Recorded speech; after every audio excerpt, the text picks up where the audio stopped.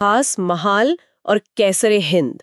हम्म सुनने में दोनों ही लगते हैं कि कोई सरकारी जमीन होगी, लेकिन इनके पीछे दो बिल्कुल अलग कहानियां हैं। हाँ, और ये सिर्फ कहानियों का या शब्दों का हेरफेर नहीं है। अच्छा। स्रोतों में तो साफ लिखा है कि इस फर्क को न समझने की वजह से अक्सर बड़े बड़े भ्रम खड़े हो जाते हैं, यहाँ तक कि वकीलों और न्यायिक अधिकारियों के बीच भी। मतलब ये इतना कंफ्यूजिंग है? बहुत।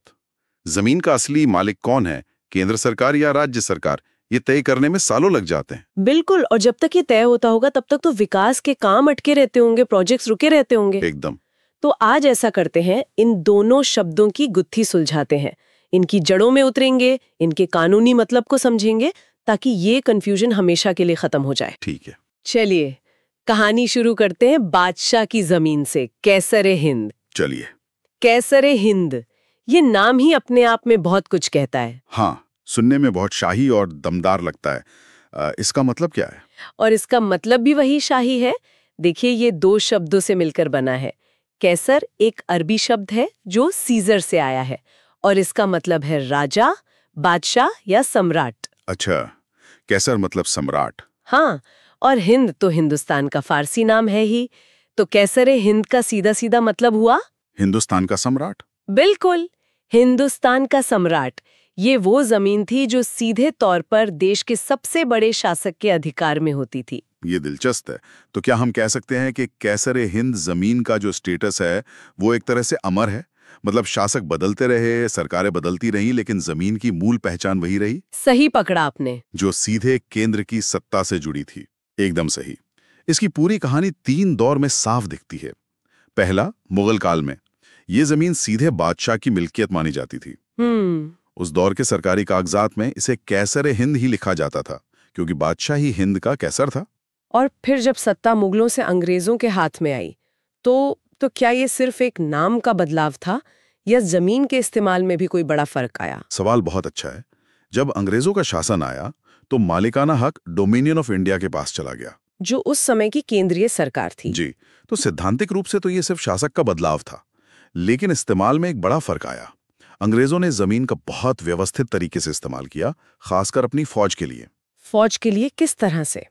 तो देखिए, स्रोत ये बताते हैं कि इसका सबसे ज्यादा उपयोग होता था फौज की छावनियों के लिए, मतलब कैंटोनमेंट्स के लिए। अच्छा। और उनके आने जाने के रास्तों पर पड़ाव डालने के लिए। जब फौज की टुकड़ियां एक शहर से दूसरे शहर जाती थीं, तो उन्हें रुकने के लिए कैंप लगाने होते थे। ये जमीनें उन्हीं कामों के लिए आरक्षित रहती थी। समझ गई।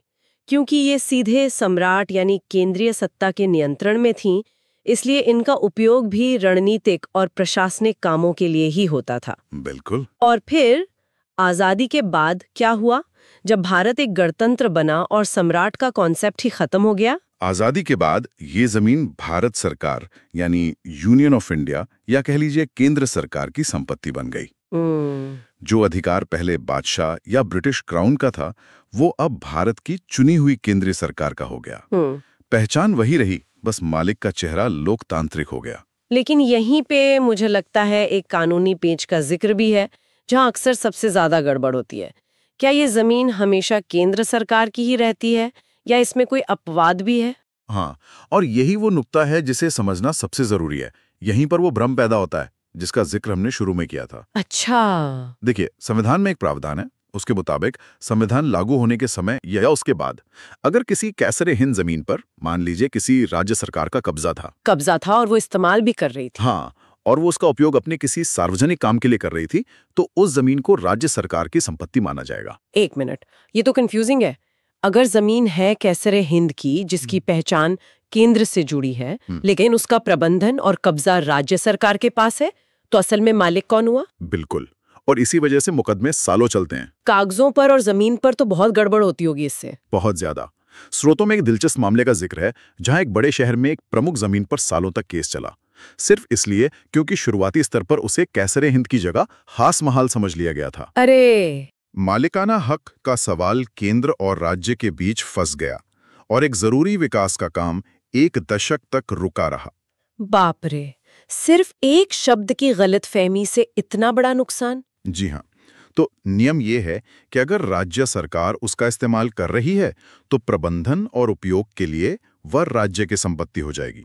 लेकिन, और ये सबसे जरूरी बात है, ऐसा होने पर भी वो जमीन खास महाल नहीं बन जाती।